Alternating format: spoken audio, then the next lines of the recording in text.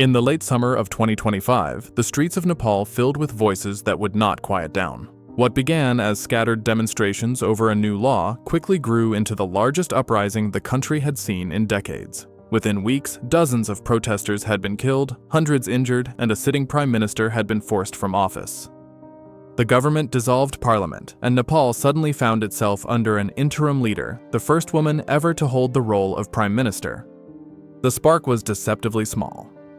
A law requiring social media platforms like Facebook, YouTube, TikTok, and X to register inside the country and submit user data to the authorities. When those companies refused, the government banned them. Overnight, millions of Nepalis, especially the country's youngest generation, lost access to the spaces where they connected, organized, and expressed themselves. For young people in Nepal, the internet was not just a distraction or a tool for entertainment. It was a lifeline. It allowed them to build communities across a country divided by geography, ethnicity, and language. It gave them a way to watch the outside world and compare it to their own circumstances. It offered small businesses a chance to reach customers and young creators a platform for expression. When that was suddenly taken away, the frustration that had been building for years erupted. The demonstrations began on university campuses and quickly spilled into city centers. Students carried handwritten placards demanding not only the return of social media, but also an end to corruption, nepotism, and political dysfunction. Many of the protesters had grown up watching their parents work abroad because opportunities at home were so limited. They were tired of being told to wait for reform, tired of hearing promises of change that never arrived. The government's response was heavy-handed. Police fired live rounds into crowds, and tear gas filled the streets of Kathmandu and other cities. Official counts reported at least 19 dead, though other outlets suggested the number was far higher. Some put it at more than 50. Hundreds more were injured. The precise figure remains contested, but the scale of violence was undeniable.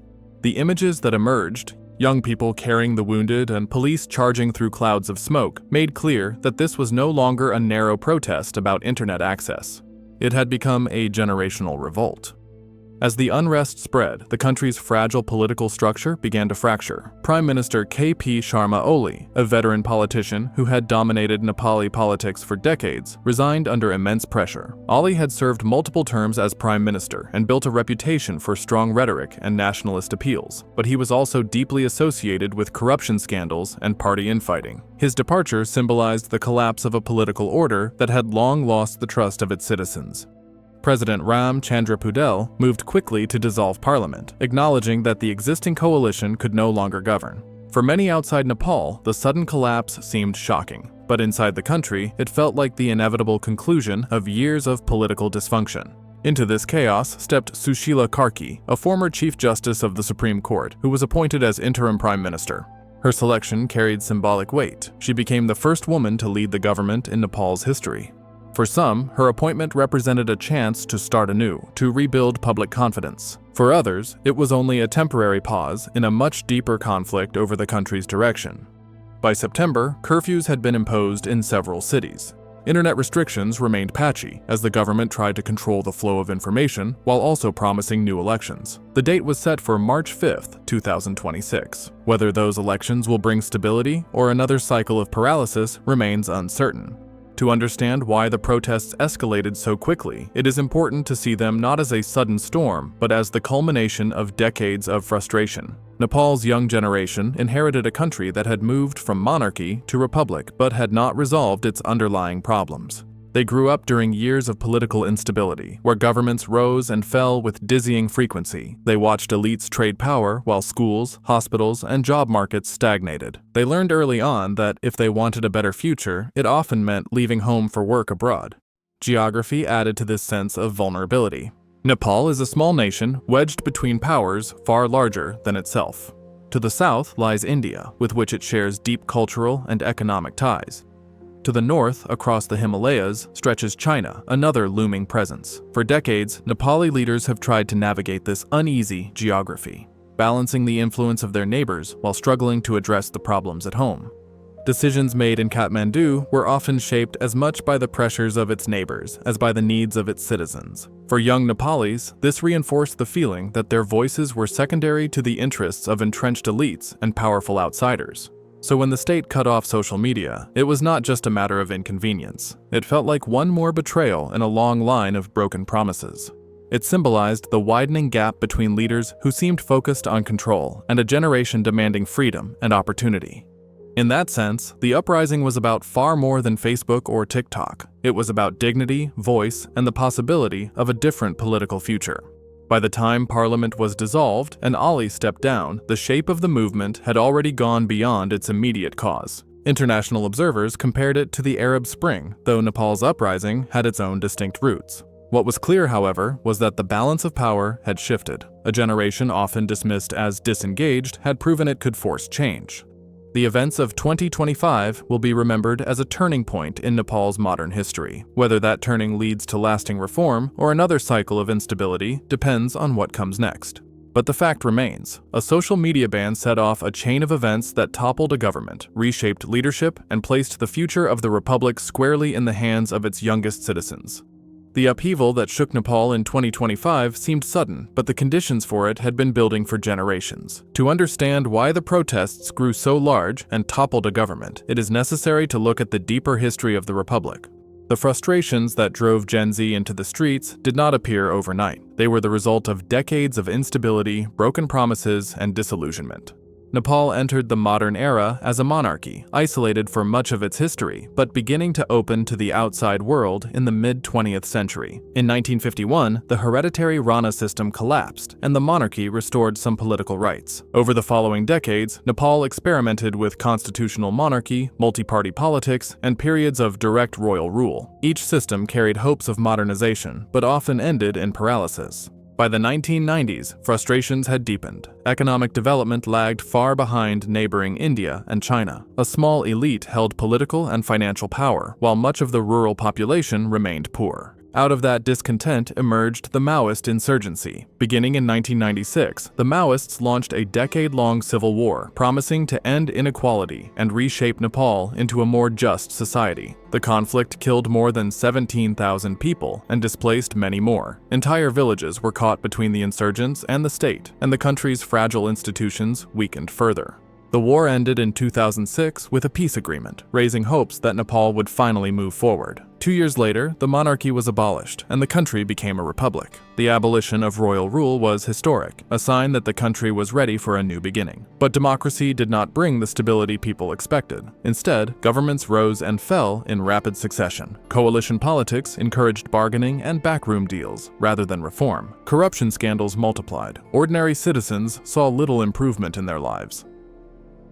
A new constitution was adopted in 2015, after years of debate. It promised to bring order to a country that had struggled with identity and governance. But rather than unifying Nepal, the constitution left many groups dissatisfied. Marginalized communities, particularly the Madhesi population in the southern plains, felt excluded from the new system. When the government failed to address their concerns, protests erupted.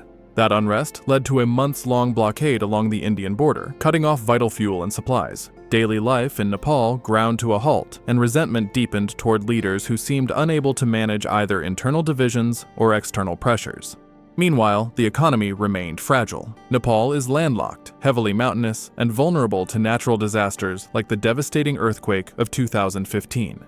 Infrastructure projects often stalled, either from lack of resources or corruption. The economy came to rely heavily on remittances from workers abroad, at times nearly a quarter of its gross domestic product. For young people, this meant that opportunities at home were scarce. Migration became the default path to financial security. Families were split across continents, and the brightest graduates often left the country.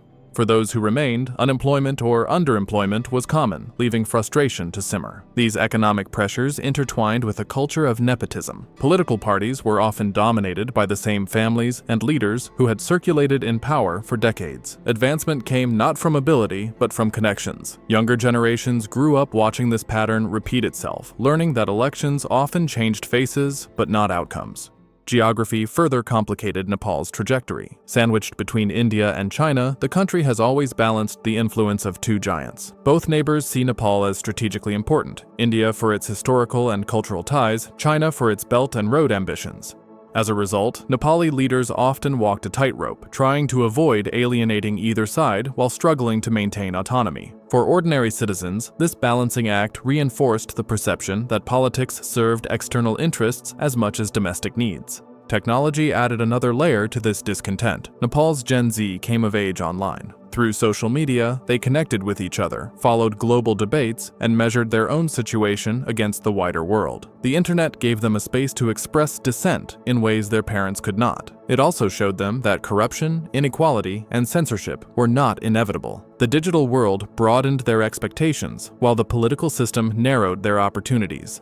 Against this backdrop, the 2025 law requiring social media registration felt like more than regulation. It symbolized a state trying to silence its youngest citizens. When platforms were banned for refusing to comply, it was perceived as an attack not just on free speech, but on a generation's way of life. The ban turned decades of frustration into immediate outrage.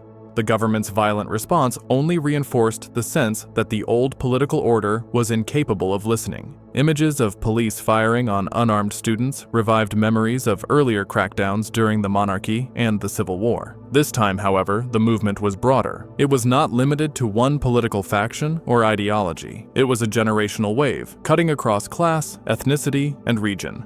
When Prime Minister K.P. Sharma Oli resigned and Parliament was dissolved, it was both a victory and a moment of uncertainty. The appointment of Sushila Karki as interim Prime Minister carried symbolic importance, but it did not resolve the underlying issues. The March 2026 elections will test whether the uprising leads to genuine reform or simply another round of political instability. What makes the 2025 uprising so significant is that it was not only about one law or one leader, it was about the accumulated weight of history since the end of the monarchy. Every broken promise, every scandal, every cycle of instability laid the groundwork for a revolt that would eventually erupt. The young generation that filled the streets was not fighting for a single policy reversal. They were demanding a different future than the one they had been handed. Nepal has seen upheaval before. It has overthrown monarchs, endured a civil war, and rewritten its constitution. But the Gen Z revolution of 2025 carries a different meaning. It represents a generational demand for accountability, voice, and opportunity. Whether that demand reshapes the republic or fades into disappointment will depend on what follows. For now, Nepal stands at a crossroads. It is a nation where decades of frustration finally boiled over, and where a new chapter is being written by those who refused to remain silent.